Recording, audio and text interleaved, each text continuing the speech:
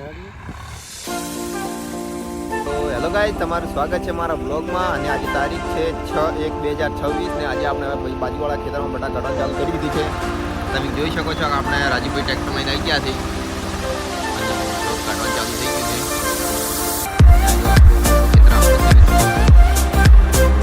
મિત્રો બને રહો અમારા બ્લોગમાં, મળીએ.